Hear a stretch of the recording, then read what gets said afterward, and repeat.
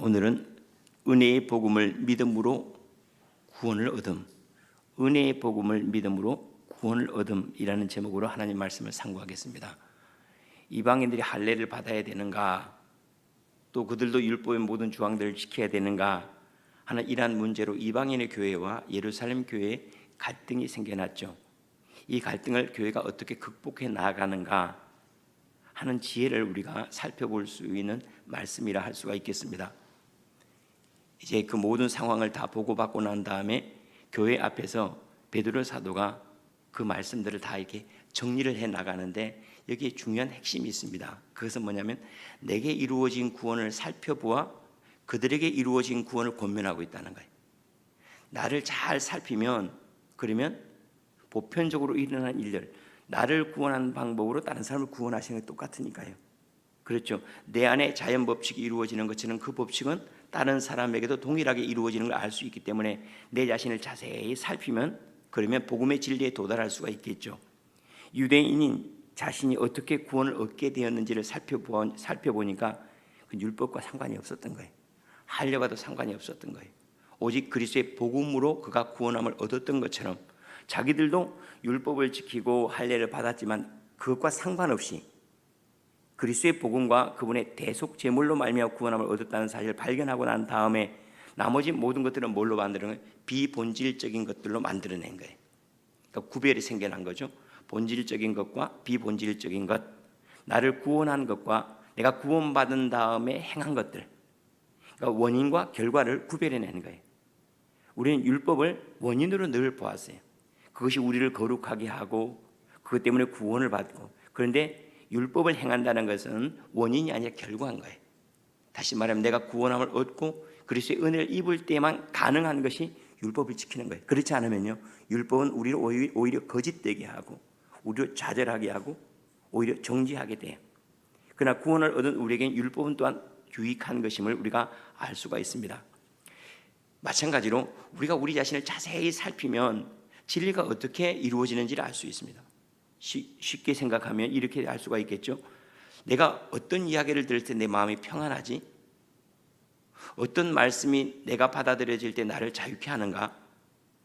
언제 우리는 성령으로 충만해지는가? 나를 그렇게 하는 것처럼 다른 사람이 동일하게 그렇게 일어나는 거예요. 그러니까 내가 들어서 기분 좋은 말은요, 다른 사람도 들어서 기분이 좋아요. 마찬가지로 나를 구원한 말씀은 역시 다른 사람을 구원했네요. 내가 그리스도를 만난 그 길은요, 다른 사람을 데리고 와도 그 길에서 주님을 만나게 돼 있어요. 그래서 내가 지금 어떻게 구원을 만나고 있는가, 내가 어떻게 성령의 충만함을 입고 있는가를 먼저 한번 정리를 해보라는 거예요, 우리 스스로가. 근데 이게 내 자신이 정리가 되지 않으면 이 사람은 이렇게 만났대, 저 사람은 저렇게 주님을 만났대 라는 말에 의해서 우리의 믿음이 흔들리기가 쉬워요. 그런데 나는 내 자신을 가만히 살펴보았더니 이것을 가리켜서 말한다면 성령의 기름 부음이라고 할 수가 있어요. 성령과 나와의 관계에서 나는 어떻게 내 문제를 처리해 나가고 죄의 문제가 처리되어지고 주님의 구원의 확신 가운데 머물러지고 그리스도의 영광이 점점 채워지고 있는가, 그것을 가만히 살펴보면 그것이 다른 사람에게 동일하게 일어나는 거예요. 지금 베드로 사도의 지혜가 여기 있는 거예요. 그들은 이것이 옳다 저것이 옳다 하고 피상적인 것을 가지고 있는 것이 아니고 나는 그건 어떻게 구원을 받았는가, 베드로 사도 스스로 자기가 구원이 어떻게 이루어졌는가를 본 거예요. 그랬더니 율법과 상관이 없었던 거예요. 오직 그리스도의 은혜로 말미암아 구원함을 얻었다는 사실 안에서 나머지 모든 것들은 비본질적인 것 두고 이것은 우리가 그들에게 짐으로 지워줘야 될 것이 아니다. 우리가 구원을 받은 그것만 우리가 붙잡아야 되고 나머지는 다 바깥으로 내몰아야 된다는 것을 정리라는 것을 알 수가 있습니다. 그들은 이 문제를 해결하기 위해서 어떻게 진행해 나갔는가? 그들은 오늘 6절 말씀에 사도와 장로들이 이 일을 의논하러 모였다 그랬어요. 그 일을 처리하기 위해서 가타부타 자기 의견을 얘기하기 전에 전부 다 공개적인 장소에서 이야기를 하도록 했어요. 뒷담화하지 않도록, 자기 의견들을 뒤에서 자꾸 얘기하지 않도록, 모든 사람들에게 정말로 그게 사실이라면 공개적으로 얘기할 수는 있어야 하잖아요. 그 일을 하게 한 거예요. 그러면 자기 의견들은 다 접혀지게 돼 있잖아요. 뒤에서 궁시렁대는 얘기 다른 사람 앞에서 해보세요 라고 말하면 하지 못할 말이 대부분이에요. 우리 말 가운데 공개적으로 떳떳하게 할 수 있는 말은 그렇게 많지는 않아요. 교회도 마찬가지입니다. 은밀하게 들어온 형제들은 이 사람 만나서 저런 얘기하고 저 사람 만나서 다른 얘기하고 그러면 이 공개석상에서 한번 당신이 믿고 있는 바를 얘기해 보십시오 라고 말할 때 그들의 믿음에 대해서 정리를 해서 말할 수 있는 게 거의 없었던 거예요. 참 지혜롭죠. 그래서 사도들과 장로들이 함께 모여서 그들은 다른 거 하지 않았습니다. 누가 똑똑하냐, 누가 리더냐, 어떤 것이 효율적이냐 하는 것들을 접어두고 주님의 뜻이 어떠한가를, 성령께서 지금 어떻게 움직이고 계시는가에 초점을 맞추고 문제를 해결하기 시작했어요. 성령께서 지금 어떻게 움직이고 계시는지, 그리고 우리는 어떻게 그 구원 안에 머물고 있는지를, 그것을 붙잡았다는 거예요. 다시 말하면 문제의 해결은 자기의 의견을 이야기하는 데 있지 아니하고 주님의 뜻에 관심을 갖고 그 뜻을 추구하는데 나머지 모든 의견들이 다 접혀진 거예요. 각자 자기를 이야기하는 대신에 그리스도를 이야기했죠. 자기의 구원에 대한 이야기가 아니라 주께서 행하시는 그 구원의 일, 이걸 뭐라고 하죠? 복음이라고 말하지 않습니까? 복음을 말할 때 모든 개구리 같은 그러한 소리들은 다 잠잠해지고 그리고 말씀과 교회가 안돈되었다 하는 것을 우리가 알 수가 있습니다. 먼저 우리가 베드로 사도가 정리해서 하는 말씀들을 좀 세세하게 살필 필요가 있습니다. 말씀을 왜 지적인 수준이 담겨 있고 또한 문화가 담겨 있어요. 그 언어를 사용하는 문화가 있고 계층이 있거든요. 그래서 성경을 세세하게 살펴야 되는 이유는 다른 데 있지 않냐고, 그 가운데 담겨 있는 보이지 않는 것들이 많기 때문에 그래서 세세히 살필 필요가 있습니다. 베드로 사도의 말씀을 보도록 하죠. 이방인들로 복음의 말씀을 들어 믿게 하시려고 우리로 하여금 복음을 전하게 하셨다라고 얘기해요. 사도들에게 맡긴 것은 복음이 아니라 율법이 아니라 복음이었다는 거예요. 그래서 그 복음을 이방인들에게 들어 믿게 하려고, 다른 거 안 맡겼다는, 율법은 제사장들에게 맡겼죠. 그런데 사도들에게 맡긴 것은, 우리에게 언제 율법을 맡겼냐? 율법을 증가시키라고 주님께서 행하신 일이냐? 아니다. 주님께서 우리에게 복음을 주셨고 이 복음을 이방인들에게 들려 믿게 하려고, 그러니까 복음으로 우리가 부르심을 받았고 그럼 우리는 복음을 붙잡아야 된다 하고 이야기를 하고 있습니다. 우리도 마찬가지죠. 우리 율법과 상관없이 구원받은 거 알죠? 교회에 들어온 다음에 대해서 율법을 배웠지, 예수 믿고 난 다음에 율법을 특별히 배웠어요. 이방인이 우리는 더더욱 더 그래요. 그런데도 불구하고 나중에 교회 들어와서 뭐라고 하는지 알죠? 율법에 어떠하니 뭐 할례가 요거 가지고 씨름하는 사람이 얼마나 많은지 몰라요. 참 미련하죠. 구원이 순서가 있는데 그걸 뒤집어 가지고 이것이 어떤 것인지 잘 알지 못하게 스스로 혼란스럽게 만드는 일들이 얼마나 많은지 모릅니다. 복음이라고 하는 것, 은혜의 복음이죠. 이 복음이라고 하는 것은 사실은 하나님께서 우리를 위해 행하신, 하나님이 행하신 구원이에요. 내가 받는 구원이 아니고 하나님께서 행하신 구원이에요. 내가 받는 것은요, 하나님께 행하시는 것을 받아들임으로 말미암아 나타나지는 거예요. 그래서 하나님께서 누구를 통해서요? 예수님을 통해서 행하신 그 구원, 어린 양을 통해서, 세상 죄를 지고 하는 어린 양을 통해서 행하신 바로 그 구원.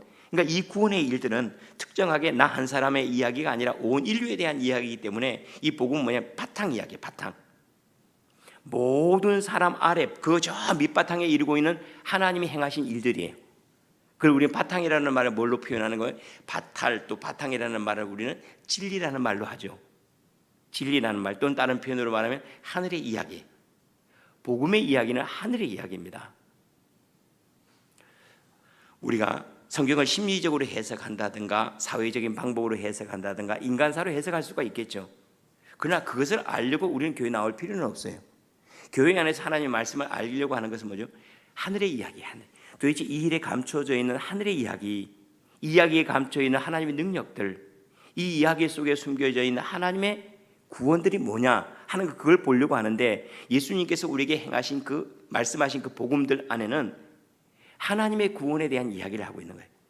너는 이렇게 해서 구원을 받아, 너는 저렇게 해서 구원을 받아. 하나님께 이 모든 일 너에게 허락하셨어. 그러니까 모든 이들에게, 다시 말하면 우리의 이 생존 바탕에, 우리의 존재 바탕에 일어나는 일들, 이것을 우리에게 복음이라고 말하고 있습니다. 하나님께서 행하신 일이며 또한 예수님께서 우리에게 들려주신 것들은 뭐냐면 아버지의 일들이에요.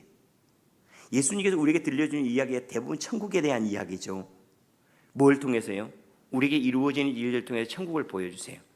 밭의 이야기를 통해서 세상과 천국에 대한 이야기를 비유적으로 말씀을 하시기도 하고, 또 사도 바울 같은 경우는 가정사, 부모와 자식 간의 관계나 부부 간의 관계를 통해서 그리스도와 우리와 관계를 이렇게 드러내기도 하고, 그러니까 결국 뭐냐면 우리가 진정으로 이 땅의 삶을 잘 살아가면 하나님을 더 깊이 이해할 수가 있어야 돼요. 그런데 우리가 이 세상을 잘 살아가기는 한데 하나님에 대한 이해가 점점 줄어들고 하나님과 멀어진다. 세상을 잘못 경험하고 있는 거예요. 왜냐하면 우리가 비유를 안다는 것은 이 땅의 일들과 하나님의 나라의 일들은 비유인데, 이 땅의 일들을 안다는 것은 하나님의 일들에 대한 공부와 같은 거예요. 그런데 이 땅에 공부를 하는데 하나님의 일들이 점점 멀어진다, 더 탐욕스러워진다. 공부를 잘못하고 있는 거죠.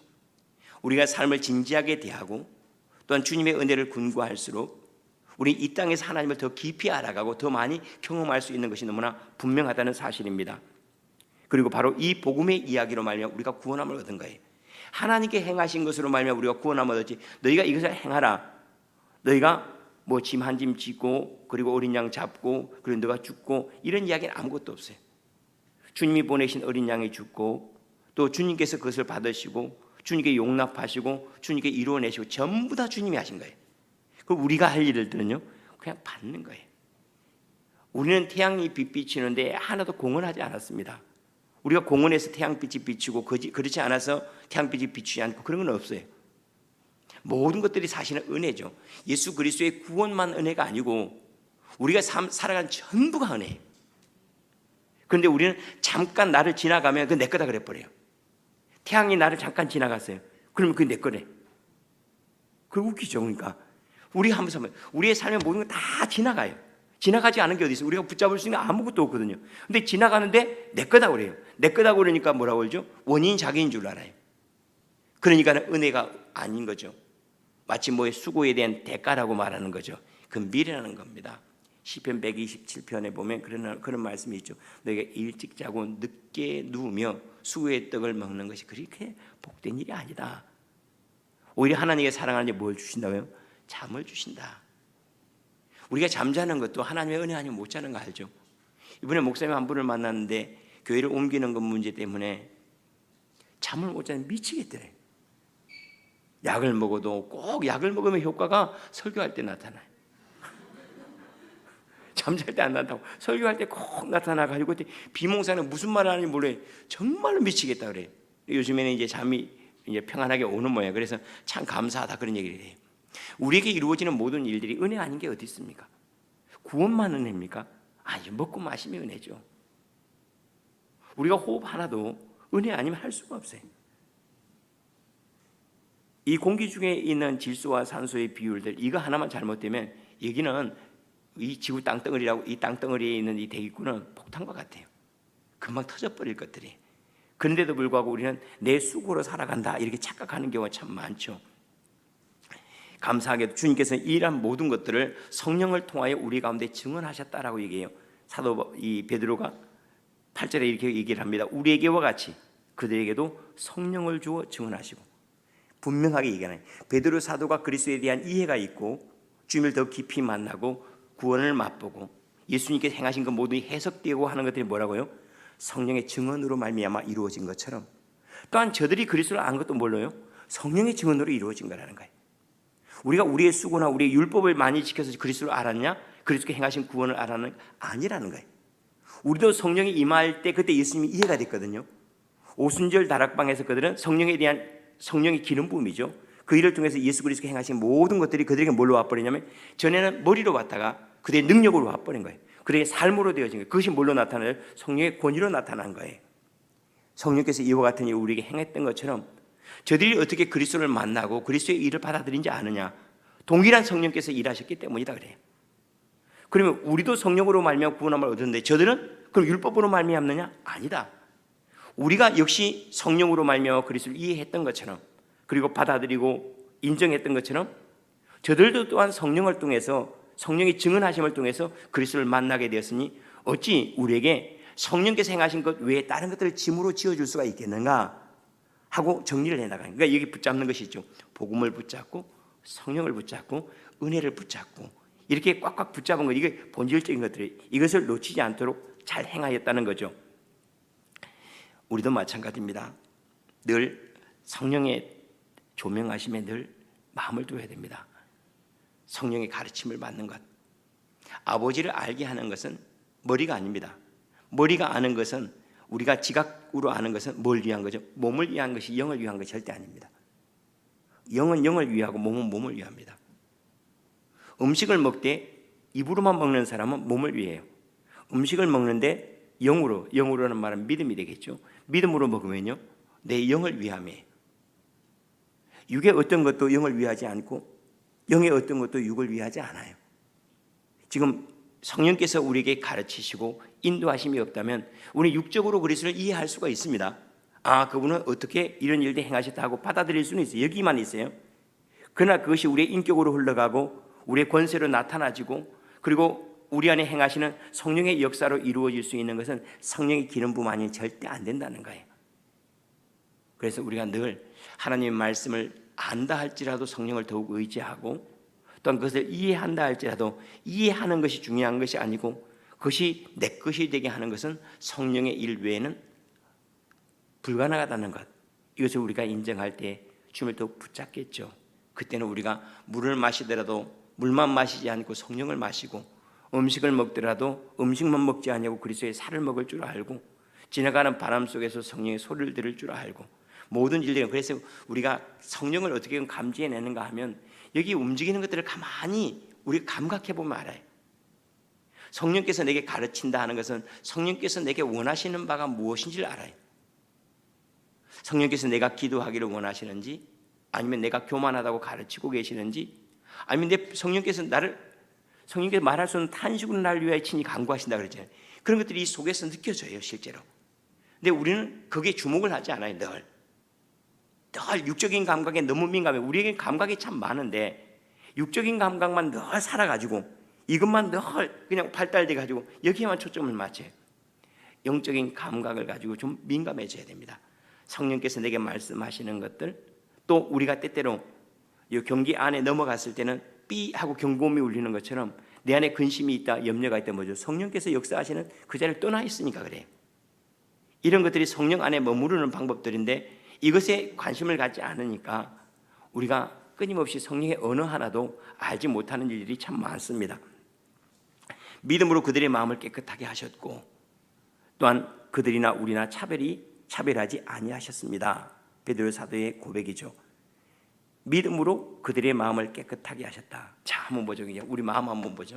그래서 하나님의 말씀을 볼 때 그냥 단순히 이론적으로 믿음으로 구원을 받았고 믿음으로 깨끗, 이렇게 하지 말고 이걸 좀 근본적인 문제로 가져요. 믿음으로 내 마음이 깨끗해지나?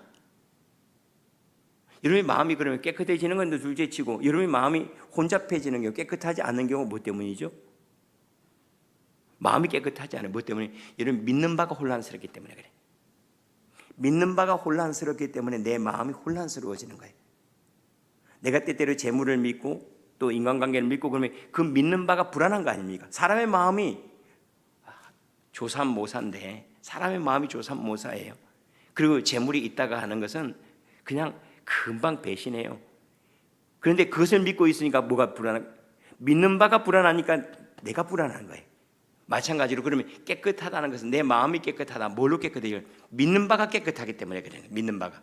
그래서 믿음이 마음을 깨끗하게 하고, 믿는 바가 혼란스러우면 내 마음이 혼란스럽고, 믿는 바가 깨끗하면 내 마음이 깨끗하고, 믿는 바가 거룩한 것이 내가 거룩하게 만들고, 믿는 바가 권세가 있으면 내가 권세가 있어요. 그 믿는 바가 내 마음을 그렇게 만들어 버리는 거예요. 그래서 믿음으로 말미암아 깨끗하게 하셨다 하는 말씀은 우리 주님이 그런 말, 포도나무 비유를 하시면서 그런 말씀하세요. 너희는 내가 일러준 말로 깨끗하여졌으니. 왜 그런가 하면 그들이 예수님을 만나기 전에 얼마나 많은 소리를 들었겠습니까? 이렇게 살아야 됩니다. 저렇게 사는 것이 옳습니다. 이렇게 살아야지 안전합니다. 그런 소리, 이 마음이 얼마나 혼란스러웠겠어요. 그런데 주님의 말씀을 들으니까 혼란스러울 것이 아무것도 없는 거예요. 근심하지 말라. 하나님을 믿으니 또 나를 믿으라. 내 아버지 집에 거할 곳이 많지 아니하냐. 공중에 나는 새를 보라, 들에 피는 백합화를 보라. 주께서 먹이고 입히시지 아니하냐. 하물며 너희일까 보냐. 너희는 가난을 불행하다고 말하지만 가난한 자는 복되다. 왜냐하면 저는 천국을 얻고 있기 때문이다. 너희는 애통하는 사람을 통하여서 너희는 뭘 보냐. 애통함이 없이 어떻게 위로를 받느냐. 하나님께서 이제 그 가운데서 위로를 행하시는구나. 그 말씀을 들으면서 그들이 불안하고 염려했던 모든 것들이 다 정리가 되어버리는 거예요. 그들이 두려워하고 염려했던 것들이 두려워할 필요가 없다는 사실. 그래서 그들의 마음이 정화해진 거예요. 뿐만 아니죠. 죄의 문제를 어떠합니까? 그들은 죄의 문제를 해결하기 위해서 오늘은 이 양을 잡고 내일은 저 송아지를 잡으려고 애를 썼는데 어느 날 주님께 말해요. 너희 죄의 사함을 받았다 그래 버리신 거래. 그러면요, 양도 필요 없고 염소도 필요 없는 세상으로 이 마음이 들어가 버리는 거죠. 그러니까 마음이 깨끗해진 거예요. 뭘로요? 그분의 진리의 말씀을 붙잡음으로. 왜 마음이 근심할까요? 내 마음이 의지하고 있는 것이 근심이기 때문에 그래. 왜 마음이 혼잡스러울까요? 내 마음이 붙잡고 있는 것이 혼란스럽기 때문에 그러는 거예요. 그런데 내가 붙잡고 있는 것이 명확하다면 그럼 여기 안에 모든 바람은 잠잠해지는 거예요. 내가 바람결을 붙잡고 있기 때문에 내 마음에 파도가 있는 겁니다. 내가 바람을 붙잡지 않냐면 그러면 바람은 그냥 지나가는데 내가 그것을 붙잡으니까 누군가 나에게 말을 던져서 당신 왜 그 모양이냐? 그건 지나가는 바람이에요. 내가 그 말을 붙잡았어요. 그랬더니 내 마음에 파도가 쳐요.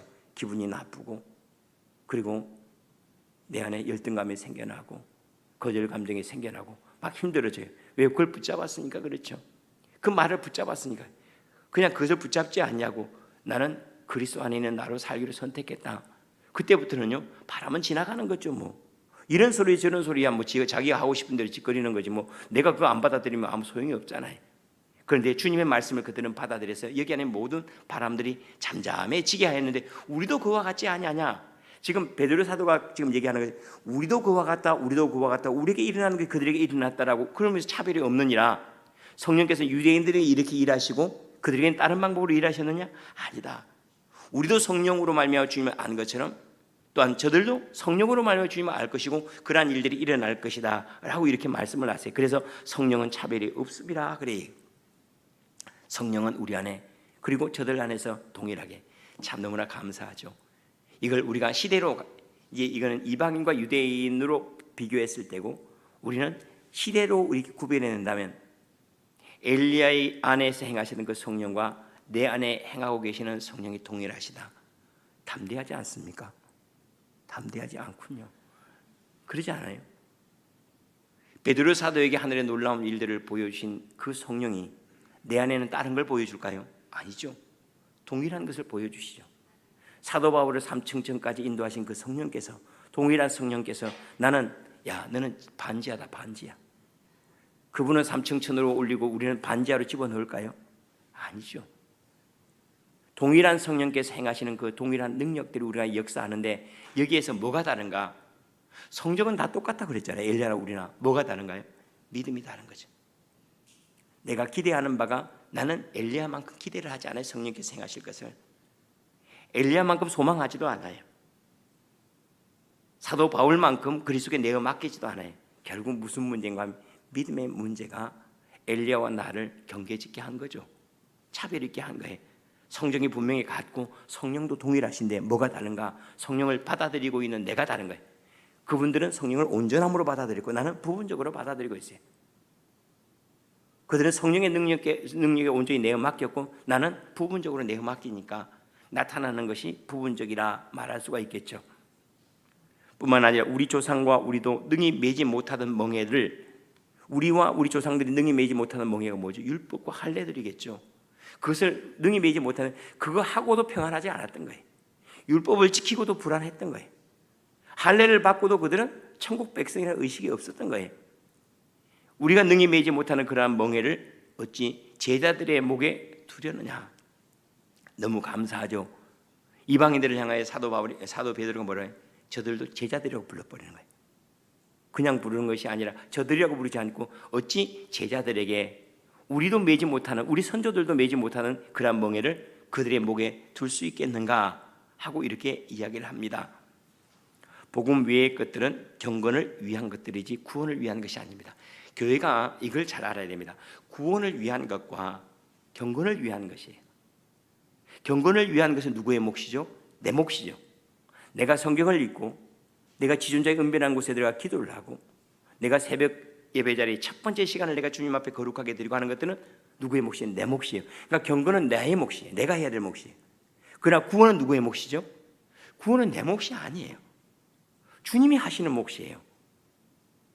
그런데 우리는 이것이 경건에 속한 것인지 구원에 속한 것인지 구별을 못해요. 경건에 속한 것들은 시대마다 바뀔 수가 있어요. 사람마다 달라질 수가 있어요. 어떤 일은 새벽 첫 시간을 드리고 어떤 이들은 저녁 마무리하는 1시간을 드릴 수도 있겠죠.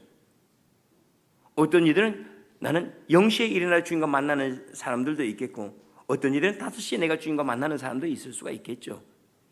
그러나 구원의 문제는 다 하늘이나 땅이나 다 똑같아요. 구원의 문제는 아버지께서 행하신 그 일로 말미암아요. 이것은 아버지의 몫이 내 몫이 아니에요. 이건 변개치 못할 거예요. 이게 본질적인 구원을 위한 것을 본질적인 것으로 놓고 경건을 위한 것, 그러니까 율법조차도 뭘로 본 거죠? 경건을 위한 것으로 본 거예요. 그래 율법 앞에 서면 우리가 많이 부끄러워지지 않습니까?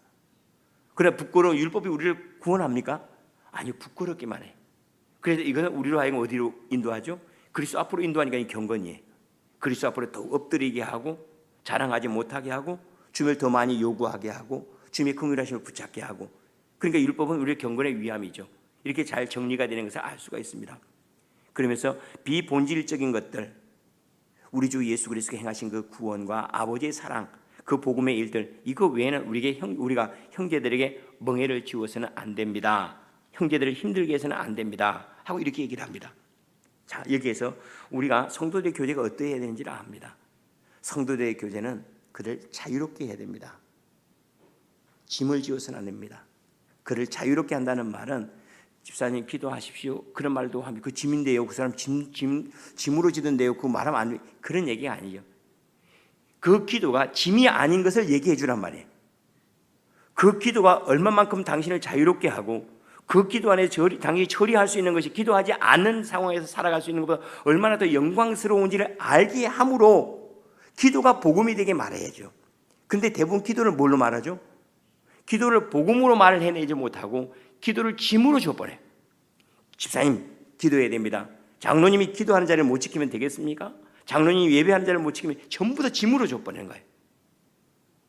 힘들고 어려울 때는 우리가 그것이 짐이라고 하는 것도 하나 올렸을 때는 짊어지고 갈 것 같고 2개 짊어지면 힘들고 3개 짊어지면 버거워서 가기 힘듭니다. 때도 마찬가지죠. 매일매일 벗기는 때는 잠시 지나가지만 오래 놔두면 그게 살점이 됩니다. 예배를 통해서 쉽게 처리하면서 가십시오. 제가 새벽에 여러분들이 아마 듣기 거북할지 모르지만 주여 3번을 꼭 외칩니다. 통성기도 할 때. 그것은 뭐냐면 제가 잠을 자면서도 그리고 아침에 일어나서도 혹시라도 처리되지 않은 감정들이나 부정한 것들이 있다면 거기 싹 묶어서 확 토해내는 마음으로, 목사님 하필이면 강대상에서 지저분하게 토해냅니까? 그냥 토해낼 데가 없어서 그래요. 그런 마음으로 일부러 확 토해내는 기도를 해요. 여러분들도 코로나 블루라고 하는 말들이 많이 나오는데 새벽에는 가능한 토해내는 기도를 많이 하세요. 왜냐하면 우리 감정이 영적인 일들과 매우 결탁되어 있어요. 그래서 우울한 감정 때문에 우울한 영이 역사를 해요. 열등한 마음 때문에 우리를 열등감에 사로잡히게 하는 영이 역사를 해요. 감정이 오래 지속되면 영이 되기가 쉬워요. 그걸 틈새라고 하죠. 이게 틈새예요. 가장 큰 틈새가 뭐냐면 우리의 생각이 아니라 감정이에요. 이 감정을 통해서 마귀가 가장 잘 역사를 하기 때문에 그래요. 그래서 여러분들이 아침에 새벽에 특별히 나와서 기도할 때는 많이 좀 소리내서 좀 기도하세요. 그래서 좀 소리를 우리가 일부러 음악을 틀어주는 이유는 다른 사람 신경 쓰지 말고 소리를 지르도 부담스럽지 않게 하기 위해서, 그래서 음악을 틀어주는 거니까 음악 들으면서 감동하지 마시고 막 또 따라 불러. 내 줄을 가까이 하게 하면 막 따라 불러. 그러지 마세요. 부르짖을 때 확 이렇게 토해내듯이 부르고, 그리고 그런 것들을 또 서로 용납해주고, 그래 점점 많아지는 것이 우리 가운데 성령의 역사가 될 수 있도록 이렇게 하면 참 좋지 않은가 그런 생각이 듭니다. 그러나 누가 어떻게 꼭 그렇게 해야 됩니다라고 말하지 말고 나는 이렇게 할 때 자유로워져요. 집사님 이렇게 하면 어때요? 나는 작정기도 하면서 내 육신의 연약한 부분들을 극복해 나갈 줄 알아요. 난 작정기도가 참 내게 참 좋습니다. 저는 저 태만을 알아요. 제 육체가 좀 더 자자, 좀 더 손을 모으고 좀 더 눕지 않을 제가 잘 알거든요. 그래서 제가 새벽 시간을 일부러 딱 정해놔요. 왜냐하면 태만해지지 않기 위해서. 제가 왜 주일 성수를 귀하게 여기고 새벽 이 자리를 꼭 지키려고 한지 압니까? 제 태만을 알기 때문에. 제가 빠지니까 그냥 내가 날짜만 빼고 시간만 빠지는 것이 믿음이 싹 빠져나가는 걸 내가 너무나 잘 알기 때문에 그래서 나는 이 일을 해. 그렇게 당신은 지켜나가는군요. 이게 짐이 아니라 자유롭게 하고 오히려 기쁘게 하는 것들이에요. 그 말을 하더라도 똑같은 그 말을 어떻게 하느냐에 따라 짐이 되기도 하고 복음이 되기도 해요. 여러분, 우리가 아프다 하는 것은 뭐죠? 이걸 여러분들 치료로 받아들입니까? 아니면 고통으로 내가 점점 아파가고 있구나로 받아들입니까? 아프다, 고통으로 느껴졌다 하는 건 뭐죠? 벌써 나를 고치고 있구나, 내가 지금 그 병에 저항하고 있구나 하는 것의 표시잖아요. 그때는 감사해야 될 일 아닙니까? 왜냐하면 우리가 아프다는 거, 통증을 느끼지 못하면 이거 큰일이잖아요. 이게 더 큰일이죠 이거는. 그러니까 이걸 어떻게 받아들이냐 해서 그것은 구원이 될 수가 있어요. 감사가 될 수가 있고, 그럼 그렇게 이거 나 이제 죽겠다, 그렇게 받아들이는 사람 안에서 역사하는 것과 이거는 좋지 않은 것을 붙잡는 믿음이거든요. 주님이 나를 고쳐가시는, 이건 뭘 붙잡는 거죠? 주님의 능력을 붙잡는 거거든요. 여기는 역사하는 힘이 다른 거예요. 그래서 모든 것을 복음으로 얘기해낼 수 있는가, 하나님께 행하신 일로 받아들일 수 있고 그렇게 말해낼 수 있는, 그러면 다 빛이에요. 우리가 어두운 것은 뭐냐면 그것을 그리스도 안에서 받아들이지 못하는 거예요. 그리스도를 통과시킨 것으로 받아들이지 못하니까 다 율법이 되고 짐이 되고, 그 비본질적인 것 때문에 때때는 다른 사람을 막 정죄하기도 하죠. 나는 이렇게 하는 왜 당신이 이렇게 안 합니까? 그리스도는 이렇게 해야 되는데, 장로님이 이렇게 해야 되고 목사님 이렇게 해야 되는데 왜 그렇게 안 합니까? 라고 말하는 이유는 나 혼자 죽을 수 있으니 같이 죽어야지, 그거와 똑같은 거예요. 그렇죠? 같이 죽읍시다 이러면 안 되죠. 그래서 다른 것보다도 오늘 말씀 5절을 우리 마지막으로 또 말씀을 정리해야 되겠습니다. 우리와 동일하게 주 예수의 은혜로 구원받은 줄을 믿습니다. 은혜로라는 말이 얼마나 좋아요, 그죠? 그들도 은혜로, 우리도 은혜로 말미암아 구원을 받지 않았습니까? 주 예수의 은혜라는 말은 여러분, 예수님 안에서 우리 끝난 사람들이에요. 이 끝났다는 말은 뭐냐면 예수님이 오시면서 그 다음에 모든 인류는, 예수님 안에 있는 모든 인류는 죄 없는 세상으로 초청받은 거예요. 이걸 잘 알아야 됩니다. 그래서 제가 늘 바탕이라는 말을 많이 하고 하늘의 일이라고 말을 많이 하는 것은, 여러분들은 이미 그리스도 안에서 여러분의 삶이 끝난 사람들이에요. 죄인으로서의 삶이 끝났고 새로운 삶으로 초대받은 사람들이에요. 새로운 사람, 죄 없는 삶으로, 너는 죄 없는 삶으로 나아가라 라고 요구하는 것이 아니에요. 우리는 주님 우리가 뭔가를 자꾸 요구한다고 생각하죠. 어제도 제가 그런 말씀을 누군가에게 드린 것 같아요. 주님께서 우리에게 무엇인가를 요구한다는 것은 거짓이다. 주님 우리의 거룩함을 요구하고 기도를 요구하고 그러잖아요.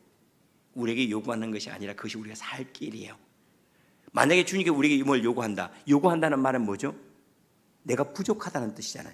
제가 부족하니까 달라고 요구하는 거 아닙니까? 그러면 하나님이 부족하다는 뜻이 되는 거예요. 하나님이 부족한 거, 그러니까 논리적으로 맞지도 않는 말이에요. 하나님이 나에게 무엇을 요구한다, 하나님 우리에게 요구하지 않으세요.